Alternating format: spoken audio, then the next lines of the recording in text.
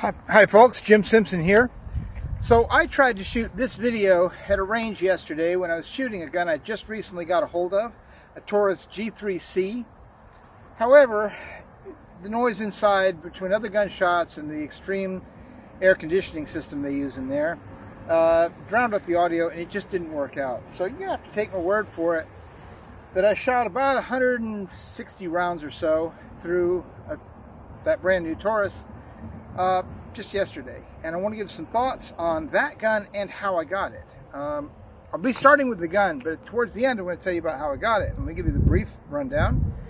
This is a Yankee Marshal gun. This is a gun from his pistol project, where he hands out pistolas to people who can't afford one right at the moment. He has an emphasis going on people who are newcomers to the Second Amendment. However, he'll also support an experienced shooter down on his luck, as he did with me, and I'm very grateful for it. So I'm going to have some very nice things to say about Yankee and his program in a bit. Now, I've made one modification to this thing so far. I'd like to show it to you right now. Seen from the front, that's how I'm holding it. Okay? So what we've got here is an optic riser. It's a 1 inch long, single rail optic riser, straight out of somebody's rifle catalog. And I am gripping it in a Weaver type of hold. Let's back up a second here. In a Weaver type of hold, I'm doing the push-pull method straight out of the Weaver playbook, but I'm using my weak hand thumb to peg the barrel firmly down. Now, one of the reasons when Yankee contacted me explaining that I had won the process and I was going to be getting a gun, he gave me a little over half a dozen to pick from, plus a shotgun if I wanted one. But did some research. I like that I grabbed this gun, and one of the things I like about it is it's got a very thick, tough, stable plastic light rail underneath. Everything under this barrel ahead of the trigger guard in terms of the frame plastic is very robust. So it's perfect for conducting this kind of experiment on for recoil control in a small form factor gun. Okay, so this thing is more or less equivalent to a Glock 26, basically. It's also mechanically very similar to the G2c, and very mechanically similar to the G2 and G3 larger format as well. These guns are very Glock-like in how they're put together and kind of how they look. They've got the Glock trigger dongas, etc. The G3 series, the newer G3s and all the G3Cs have fully Glock compatible rear and front sights. So swapping these sights is not going to be difficult, and I'm going to be doing that, but not because these sights are bad. They're not. A lot has been said about this gun. I'm not going to rehash a whole lot, but there's one really important point you need to know about these. When I first got it, and it had no bullets in it, hadn't shot it yet, just playing with it straight out of the box. If I brought the slide back to somewhere around here and gently released it, it would not go fully into battery. Whereas now, it absolutely does. What's the difference? Well, I cleaned it and oiled it. But why is that important? Because, let me tilt this up just a hair so I can come closer to the camera. There we go. Cleaning and oiling this gun turns out to be very important, because Taurus sprays something a whole lot like Cosmoline all over the inside of this thing. Okay? When I got it, there was a thin brown coating, and it was in some places not so thin, and in a few random corners here and there. And it is a sticky substance. It's not a lubricant. It's a protectant. They're putting it on there so that if it happens to sit on a dealer's shelf for a year or two, it'll be pristine when somebody finally gets a hold of it. Okay, cool. The problem is it gunks the gun up. If you read reviews on these, a lot of people will tell you, oh yeah, in the first 100 rounds, maybe sometimes in the first 300 rounds, it jammed here and there, but then it straightened itself out, so it needs a break-in period. No, it didn't need a break-in period. Not at all. It needed cleaning and oiling.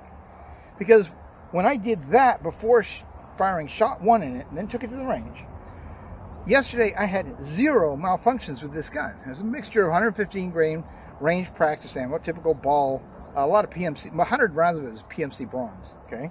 But also shot some Smith & Wesson, not Smith & Wesson, SIG V-Crown 115 grain jacketed hollow points, and some Hornady Critical Defense 115 grain. Everything I shot was 115 grain, which matters in a moment. Everything ran flawlessly, no problems whatsoever. And the best group was by far coming out of the Hornady Critical Defense. At 5 yards, the entire magazine of 12 rounds fit in a spot about yay by yay. Okay? Call it definitely within 4" by 4". So, out of 12 rounds fired as fast as I could get the sights back on target, that's not bad. Okay? It certainly minted a maniac. Windage was dead on, which I was very pleased to see. Elevation, everything was a little bit low. I suspect that's about bullet weight. It wasn't terrible.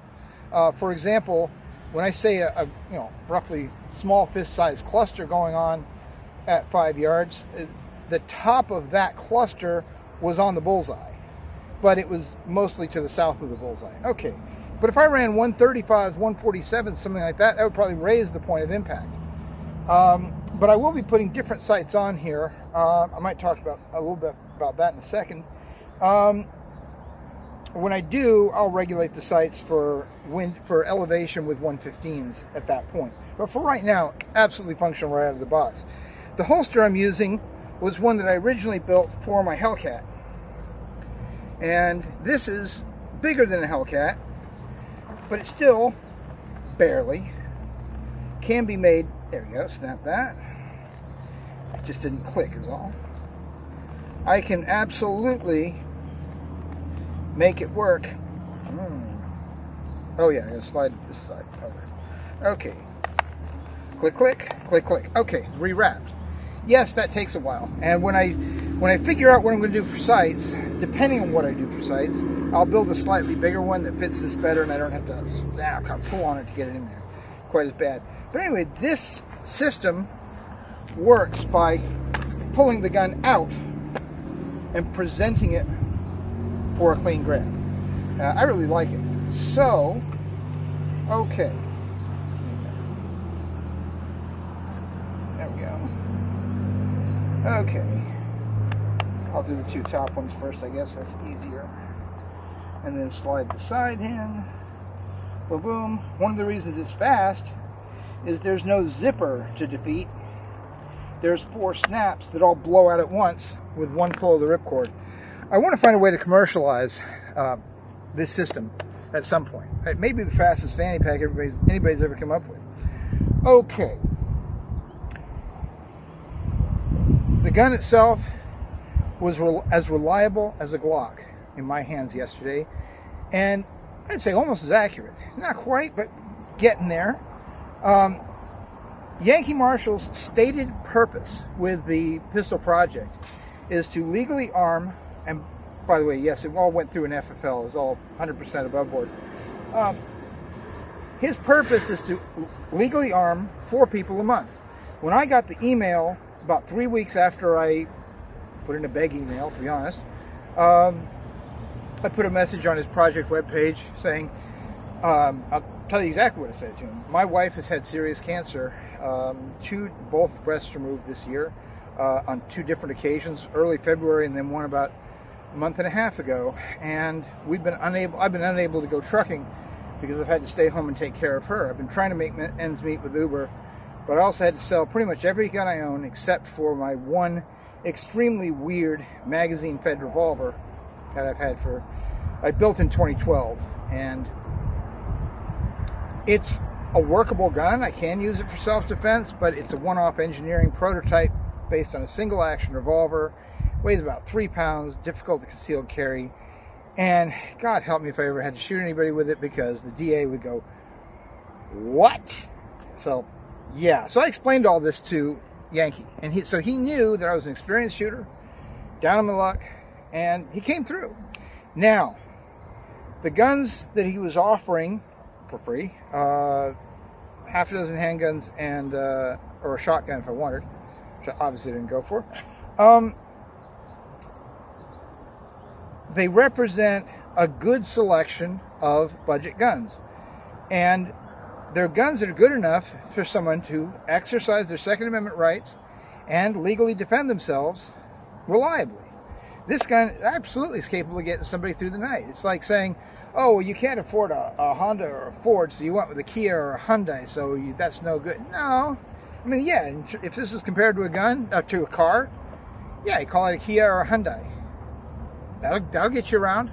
That'll get you to work. That'll get you to school. That'll get you to the hospital, wherever you need. And where the analogy breaks down is, I think, once you have a good Taurus in hand, it doesn't have a birth defect like this one does not. Oh, it does. It does have one. I'll show it to you in a second. Funny as hell mistake they made. They don't wear out, not easily. People are not noticing accelerated wear in terms of basic mechanical fit inside. These things are not falling apart with use. It does have one mistake. This is funny. Okay, so Yankee hooked me up, possibly because he knew I was an experienced shooter. He paid like an extra, I think, $24 or something like that for a version with no safety. Yeah, you ever seen one of these? G3c with no safety. Except look even closer. There's the camera. It's still got the red dot on the slide as if it had a safety to show it's, safety off. They didn't change the slide in any way. Oops. Yeah, that's funny as hell. So, it's Taurus. But, is that something that I would, complain about and send it back to Taurus? Oh, no, absolutely not. There were absolutely no failures to feed, no failures for the slide to lock back. It ran like a clock. So am I gonna complain? Oh, hell no. I think it's just funny. It's still got the red dot on it on the side for the safety switch, which you don't have. That's just funny as hell. Okay, in my opinion, Yankee is taking in donations and selling merch for his project, and he's running his project as efficiently as he can. And instead of arming one person a month with something like a Gucci Glock with light and an optic on it, or 2 people a month with a brand new Glock, he's arming 4 people a month with something in the $250 to $270 range, like this bad boy. Is he running his project successfully and efficiently? Yes, that is exactly what he should be doing, with the donor money, with efficiency from their point of view, and efficiency for the recipient's point of view. Yeah, that's exactly what he should be doing. And I assume he's running his other projects, his other charitable projects, such as Pets and Vets, just as efficiently. Yankee is a character. He comes across on screen as curmudgeonly and sarcastic. But I can tell you that when he does tabletop gunsmithing, for example, he is a good amateur gunsmith, okay? Verging on pro. His technical knowledge is generally very good, opinionated sometimes, but the man knows what he's talking about. And his politics are interesting because he's just as willing to call out a bad Republican as he is willing to call out a bad Democrat. And to me, that's refreshing. So, there are people who complain about Yankee online sometimes, and I don't know, rethink. I think he's a credit to our movement, to what we are as a Second Amendment community, in both his information and his charitable projects. And I'm very, very grateful to him, obviously, so I'm biased, obviously. But in any case, Taurus, if you got a semi-automatic Taurus, for God's sake, clean it and oil it before use. And you won't have, up to a 300-round break-in period, which some people are complaining about. I don't know how many of the people saying, this gun is just a birth defect, and sending it back to Taurus could have benefited from a clean and oil. Oh, by the way, Hops number 9 took that cosmoline-like substance, whatever it is, maybe it's cosmoline, I don't know, whatever it is. Hops 9 took it right out with a little brush down with a rag, and Hops 9, done. And then Lucas gun oil in a few key drops in the usual areas where you lubricate a semi-auto, and boom, perfect. Okay, definitely keep that in mind, and that might apply to other guns too. I'm not sure. I'm not in the habit of buying huge numbers of guns. I certainly didn't have even a big stash at the time I sold guns earlier this year. I'm going to sign out, but big shout out to Yankee. Thank you very much. I really needed basic self-defense, and this is also a gun that I'm going to experiment with on low-cost optic solutions. You're going to see another video on that later. I've got some ideas. And obviously I'm experimenting in recoil control, and the reason I can deal with that giant redneck gas pedal under there is because of my holster design. My holster design doesn't care. There's a lump under the barrel. Works anyways. Doesn't matter. So, whereas AIWB, something like that, completely ridiculous. You just could not do that. So, keep an eye on this channel. See where I go from here. But right now, I've got good basic street and home self-defense provided by Yankee. And I am very, very grateful. Thank you very much. See you, Yankee.